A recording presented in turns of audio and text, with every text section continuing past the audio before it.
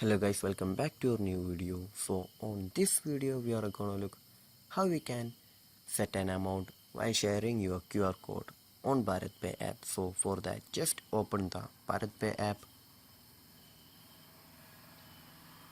So after opening the app, here we just need to tap on the top left corner. In here we just need to go to the BharatPe UPI settings option, and then we can see the my QR option on the top right corner. Just tap on the my QR option,